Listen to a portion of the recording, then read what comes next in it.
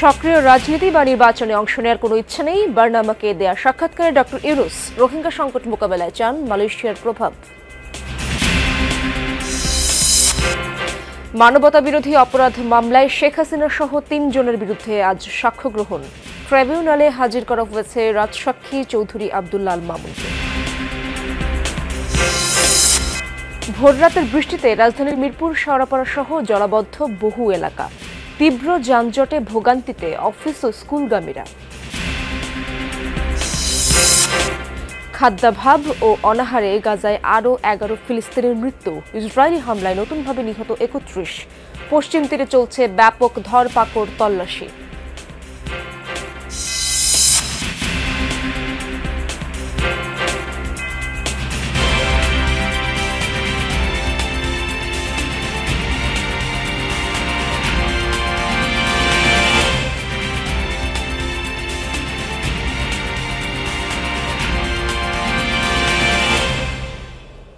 আমন্ত্রণ যমুনা নিউজে, আপনাদের সঙ্গে আছি আমি ইশরাত জাহান।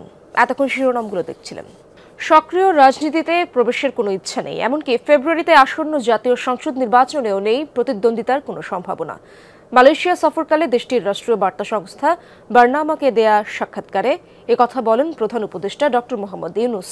শুক্র ও শনিবার ধারাবাহিকভাবে বার্নামার অনলাইন ভার্সনে প্রকাশিত হয়েছে এক্সক্লুসিভ এই সাক্ষাৎকার। সেখানে তিনি উল্লেখ করেন, জনগণের ইচ্ছাতেই গ্রহণ করেছেন প্রধান উপদেষ্টার দায়িত্ব। আরও জানান, নির্ধারিত সময়ে সংস্কার এজেন্ডা বাস্তবায়নই অন্তর্বর্তী সরকারের লক্ষ্য। মূলত অভ্যুত্থান পরবর্তী সময়ে শান্তি পুনঃস্থাপন এবং দেশ পুনর্গঠনেই বেশি মনোযোগী সরকার। প্রধান উপদেষ্টার প্রত্যাশা, চলতি মাসের শেষ দিকে ঐকমত্য কমিশনের রিপোর্ট প্রকাশ করা হতে পারে। এ সময় দীর্ঘদিনের রোহিঙ্গা সংকট মোকাবেলায় মালয়েশিয়াকে পাশে চান তিনি। আরও বলেন, আসিয়ান সভাপতি হিসেবে আন্তর্জাতিক মহলে রোহিঙ্গা প্রত্যাবাসনে প্রভাব বিস্তারে সক্ষম দেশটি। রোহিঙ্গা সমস্যার স্থায়ী সমাধান খুঁজতে আগামী কয়েক মাসে 3টি আন্তর্জাতিক সম্মেলন রয়েছে। গেল 11ই আগস্ট 3 দিনের সফরে মালয়েশিয়া যান প্রধান উপদেষ্টা। সফরকালে সই হয় 5টি গুরুত্বপূর্ণ সমঝোতা স্মারক। জুলাই আগস্ট আন্দোলনে সংঘটিত মানবতাবিরোধী অপরাধের মামলায় সাবেক প্রধানমন্ত্রী শেখ হাসিনা ও সাবেক স্বরাষ্ট্রমন্ত্রী আসাদুজ্জামান খান কামাল সহ 3 জনের বিরুদ্ধে চতুর্থ দিনের সাক্ষ্য গ্রহণ আজ। আন্তর্জাতিক অপরাধ ট্রাইব্যুনাল 1-এর চেয়ারম্যান বিচারপতি মোহাম্মদ গোলাম মুর্তুজা মজুমদারের নেতৃত্বাধীন ট্রাইব্যুনালে এই সাক্ষ্য গ্রহণ হওয়ার কথা রয়েছে। সকালেই ট্রাইব্যুনালে হাজির করা হয় আসামি থেকে রাজসাক্ষী হওয়া সাবেক আইজিপি চৌধুরী আব্দুল্লাহ আল মামুনকে। এর আগে 6 আগস্ট তৃতীয় দিনের সাক্ষ্য জেরা শেষ হয়। প্রত্যক্ষদর্শী হিসেবে সেদিন 2 জন সাক্ষী নিজেদের জবানবন্দি দেন। এখন পর্যন্ত এই মামলায় সাক্ষ্য দিয়েছেন 5 জন। এই মামলায় জড়িতদের বিচার দাবি করেন সবাই। এর আগে 10 জুলাই শেখ হাসিনা, সাবেক স্বরাষ্ট্রমন্ত্রী আসাদুজ্জামান খান কামাল ও সাবেক আইজিপি চৌধুরী আব্দুল্লাহ আল মামুনের বিরুদ্ধে আনুষ্ঠানিক অভিযোগ গঠন করে বিচার শুরুর আদেশ দেন ট্রাইব্যুনাল।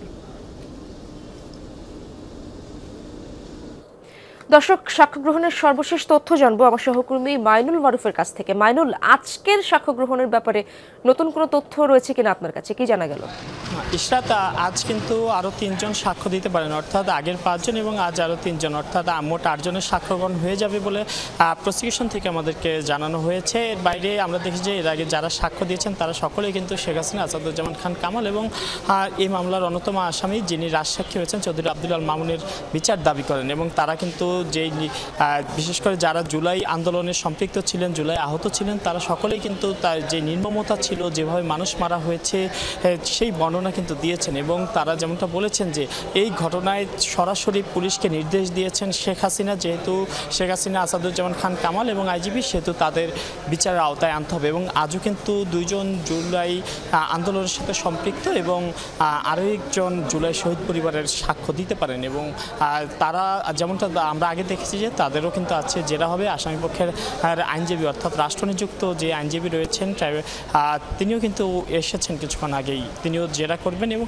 এভাবে কিন্তু চলছে। এর বাইরে আরও কয়েকটি মামলার কিন্তু আজকে আসামিদের আনা হয়েছে সকালে, আর মোট 16 জন আসামিকে আনা হয় এবং সেই সকল মামলায় কিন্তু আজ অগ্রগতির প্রতিবেদন নিয়ে কথা শুনানি রয়েছে এবং অগ্রগতির প্রতিবেদন নিয়ে কিন্তু এই আসামিদের সম্মুখে কিন্তু শুনানি হবে। এর ভিতরে আরও কয়েকটি মামলার বিষয় যদি বলি, আমরা দেখেছি যে এই শেখ হাসিনার মামলা ছাড়াও আরেকটি মামলা কিন্তু সাক্ষ্যগ্রহণ চলছে, আরেকটি মামলা অভিযোগ গঠনের আদেশের অপেক্ষায় রয়েছে। সব মিলে বলা যায় যে জুলাই গণঅভ্যুত্থানের যে বিচার কাজ তা কিন্তু এগিয়ে চলছে। অন্যান্য মামলাও খুব দ্রুতই অভিযোগ গঠন হয়ে যাবে বলে কিন্তু প্রসিকিউশন আমাদেরকে জানিয়েছে এবং এর যদি হয়ে যায় এবং আরও একটি বিশেষ করে চানখারপুলের পর আরও একটি মামলা আশুলিয়া যে 6 জনের লাশ পড়ানো, সেই মামলাটিও কিন্তু অভিযোগ গঠনের আদেশের জন্য রয়েছে এবং তা কিন্তু আগামী 21 আগস্ট সেই বিষয়ে আদেশ দেবে। অর্থাৎ প্রায় জুলাই আগস্টের যে মামলাগুলো তার কিন্তু বিচার কাজ কিন্তু অনেকটা এগিয়েছে। এর পাশাপাশি অন্যান্য মামলাগুলোর দ্রুত বিচার কাজ সম্পন্ন হবে বলে কিন্তু জানানো হচ্ছে। পাশাপাশি ডিসেম্বরের মধ্যে কয়েকটি মামলার রায়ও কিন্তু আসতে পারে বলে কিন্তু প্রসিকিউশন থেকে আমাদেরকে জানানো হয়েছে। মাইনুল, ধন্যবাদ আপনাকে। বিদেশে বাংলাদেশের সব কূটনৈতিক মিশন, কনসুলেট, কূটনীতিকদের অফিস ও বাসভবন থেকে রাষ্ট্রপতি মোহাম্মদ শাহাবুদ্দিনের ছবি সরানোর নির্দেশনা দিয়েছে পররাষ্ট্র মন্ত্রণালয়। বিভিন্ন মিশন সূত্রে এই তথ্য নিশ্চিত হওয়া গেছে। জানা গেছে, কোনো আনুষ্ঠানিক চিঠি বা ইমেইল না দিয়ে টেলিফোনে অঞ্চলভিত্তিক কয়েকজন রাষ্ট্রদূত ও হাই কমিশনারকে এই নির্দেশনা দিয়েছে পররাষ্ট্র মন্ত্রণালয়। একই সাথে মন্ত্রণালয়ের এই নির্দেশনার তথ্য দায়িত্বপ্রাপ্ত দূতদের অন্যান্য মিশনে জানিয়ে দিতে বলা হয়েছে। দক্ষিণ এশিয়া, আফ্রিকা, ইউরোপের কয়েকটি মিশন এখনও এই নির্দেশনা পায়নি, তবে বিষয়টি নিশ্চিত করেছেন বিদেশের দুটি মিশন প্রধান। আরও জানান, অন্যান্য মিশনকে অবহিত করার পাশাপাশি ছবি সরানোর বিষয়টিও তদারকি করবেন তারা।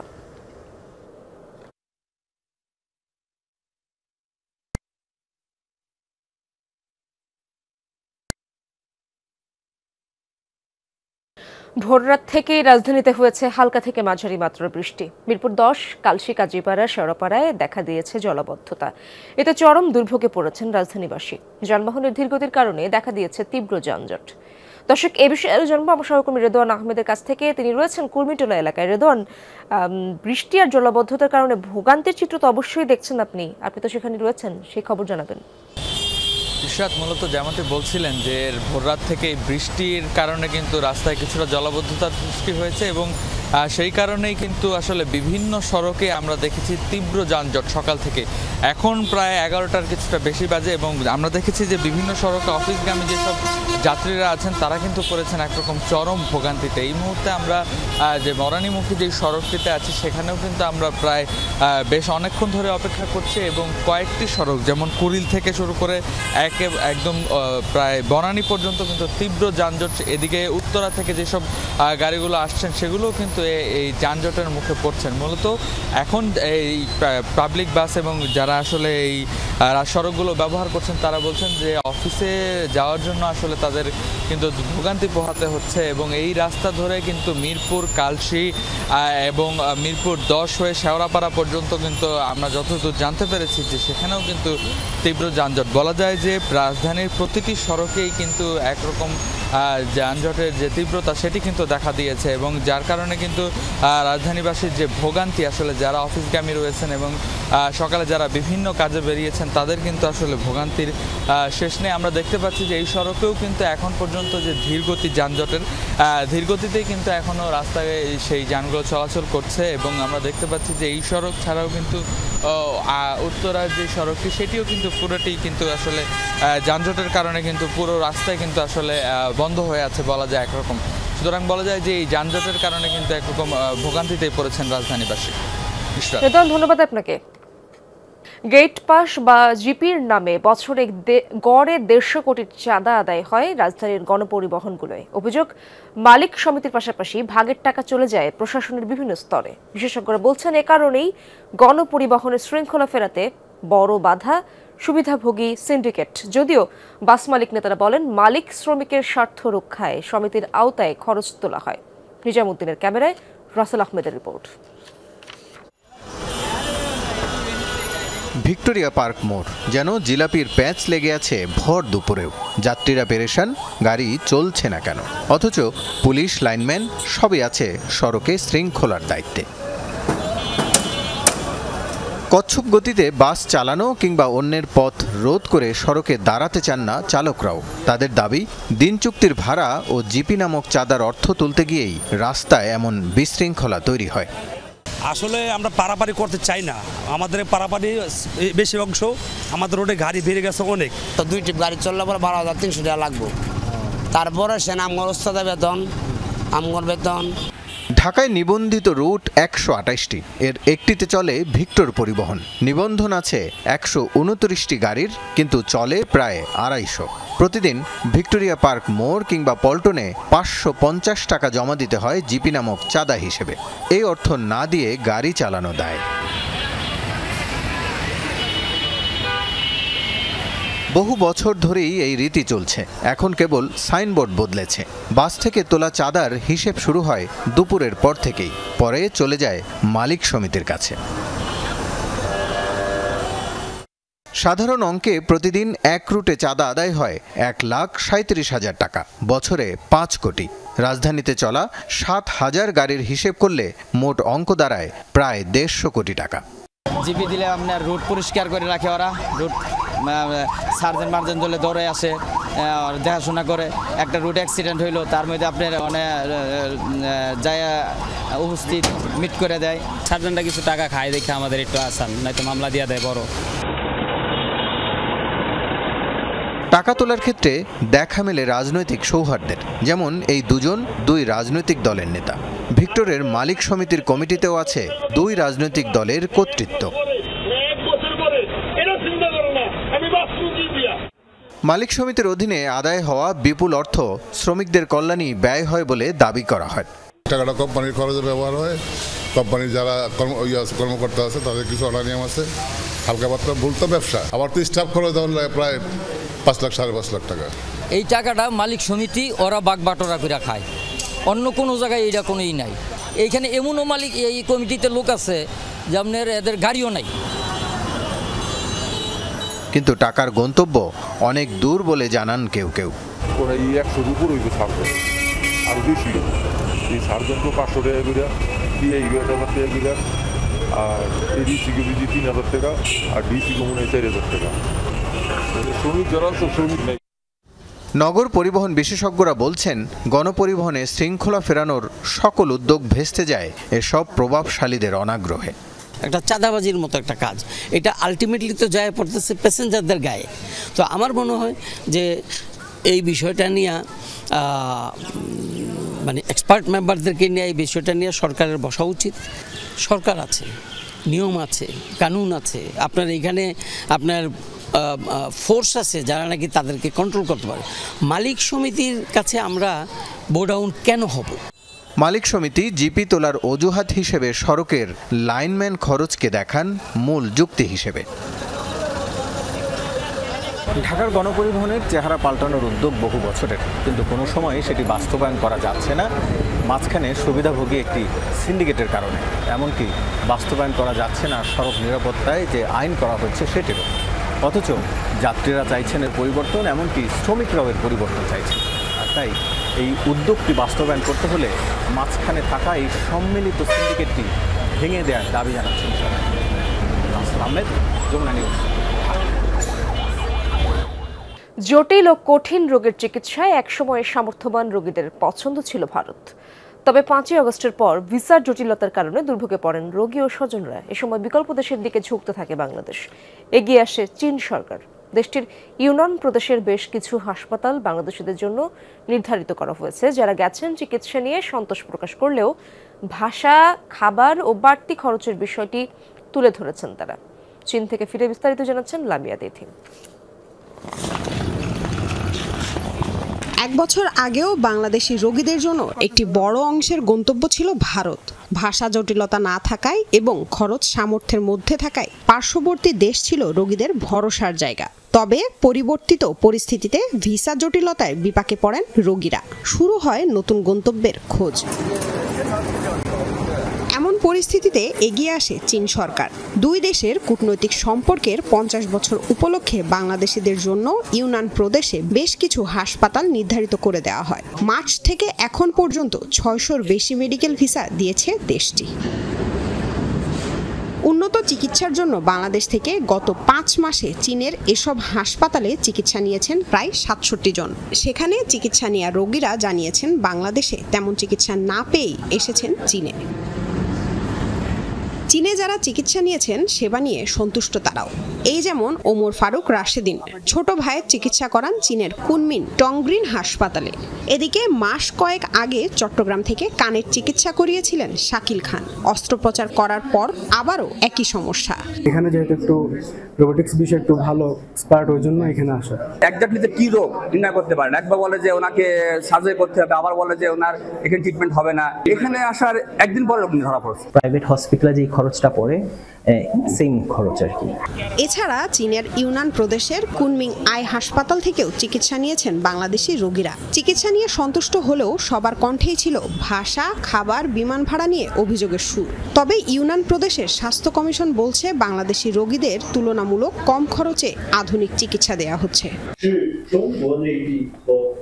আমাদের সাথে যোগাযোগ করার পর সবকিছু বিবেচনা করে আমরা আমন্ত্রণপত্র দেই। ভাষার সমস্যার জন্য হাসপাতালে দোভাষী রয়েছেন, প্রেসক্রিপশনও ইংরেজিতে দেওয়া হয়। এছাড়া চিকিৎসার খরচ নির্ভর করে রোগীর চিকিৎসা ও পরীক্ষার উপর। তবে চিকিৎসা খরচ অন্যান্য পার্শ্ববর্তী দেশের তুলনায় অনেক কম। যেসব রোগের চিকিৎসায় বাংলাদেশ পিছিয়ে আছে সেসব ক্ষেত্রে রোগীদের নতুন গন্তব্য হতে পারে চীন। চলতি বছরের শেষে চট্টগ্রাম থেকে কুনমিংয়ে বিমান চলাচল শুরু হলে ভাড়া কমবে বলেও মনে করেন উপপ্রেস সচিব। আশা করি এবছরের শেষ নাগাদ চট্টগ্রাম কুনমিং রুটটি চালু হয়ে যাবে এবং তাতে ব্যবসায়ী সহ বাংলাদেশের চিকিৎসা প্রত্যাশী মানুষের যাতায়াত বৃদ্ধি পাবে। চিকিৎসা খাতে নিজেদের সক্ষমতা বাড়ানো গেলে বিদেশমুখিতা কমবে বলেও মনে করেন রোগীরা। বাংলাদেশের রোগীদের জন্য ইউনান প্রদেশে চীন সরকার কয়েকটি হাসপাতালের ব্যবস্থা করেছে। তাদের আশা বাংলাদেশের পক্ষ থেকে মিলবে সাড়া। তবে এখন দেখার বিষয় সকল চ্যালেঞ্জ মোকাবেলা করে রোগীরা কতটা চিকিৎসা নিতে আসতে পারেন এই ইউনান প্রদেশে। লামিয়া তিথি, যমুনা নিউজ, ইউনান প্রদেশ, চীন। শঙ্কামুক্ত সংস্কৃতি বিষয়ক উপদেষ্টা মোস্তফা সরোয়ার ফারুকী কক্সবাজারে হঠাৎ অসুস্থ হয়ে পড়ার পর জরুরি ভিত্তিতে হেলিকপ্টারে তাকে ঢাকায় আনা হয়। চিকিৎসাধীন রয়েছেন একটি বেসরকারি হাসপাতালে। শনিবার মধ্যরাতে সাংবাদিকদের এসব কথা জানান স্বাস্থ্য অধিদপ্তরের মহাপরিচালক অধ্যাপক ডক্টর মোহাম্মদ আবু জাফর। বলেন 12:30টায় উপদেষ্টাকে হাসপাতালে আনা হয়। বর্তমানে স্যালাইন দিয়ে রাখা হয়েছে। প্রাথমিক কিছু পরীক্ষা নিরীক্ষায় ভালো রিপোর্টও এসেছে। কাজের চাপ, খাবার গ্রহণে অনিয়ম এবং পানি শূন্যতার কারণে উপদেষ্টা অসুস্থ হয়ে পড়েছেন বলে জানান স্বাস্থ্য অধিদপ্তর ডিজি। উপদেষ্টার স্ত্রী নুসরাত ইমরোজ তিশাও ফেসবুকে শঙ্কামুক্তির কথা জানিয়ে সবার দোয়া চেয়েছেন। গেল 15ই আগস্ট 5 দিনের সফরে কক্সবাজার যান সংস্কৃতি বিষয়ক উপদেষ্টা। 19 আগস্ট তার ঢাকা ফেরার কথা ছিল। এর আগে শনিবার কক্সবাজারের এক কর্মশালায় অংশ নিয়ে অসুস্থ হয়ে পড়েন সংস্কৃতি উপদেষ্টা।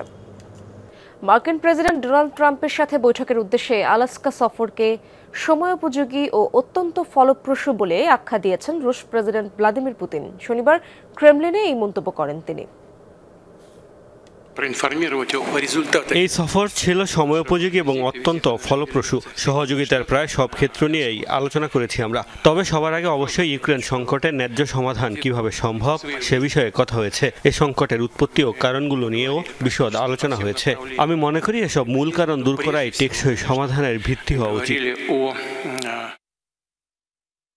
খাদ্যাভাব ও অপুষ্টিতে গাজায় বেড়েই চলেছে প্রাণহানি। 24 ঘন্টায় অনাহারে মৃত্যু হয়েছে আরও 11 জনের।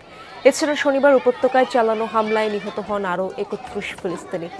প্রাণকেন্দ্রের কাছে খাবার সংগ্রহের সময় আইডিএফের নির্বিচার গুলিতে প্রাণ যায় 14 জনের। গাজা সিটির আল আহলি আরব হাসপাতালের আঙিনায় ড্রোন হামলা চালায় নেতানিয়াহু বাহিনী, যেখানে নিহত হয়েছে কমপক্ষে 7 জন। গাজা সিটির 4টি এলাকা জয়তুন, সাবরা, তুফা ও রিমালে তীব্র বিমান হামলা চালানো হয়েছে। বুরেইজ শরণার্থী শিবিরে একটি ভবনে চালানো হামলায় প্রাণ হারিয়েছে একই পরিবারের 6 জন। দখলকৃত পশ্চিম তীরে আবারও ব্যাপক ধরপাকড় শুরু করেছে ইসরায়েলি বাহিনী। শরণার্থী ক্যাম্পগুলোয় বাড়ি বাড়ি গিয়ে চলছে তল্লাশি। হামাস সদস্যরা লুকিয়ে আছে এমন অভিযোগে অভিযানের ঘোষণা দেয় তেল আবিব। একযোগে জেনিন, কালকিলিয়া, নাবলুস এবং হেব্রনে চলে চিরুনি অভিযান। হামলার শিকার হয় ফিলিস্তিনিদের বাড়িঘর।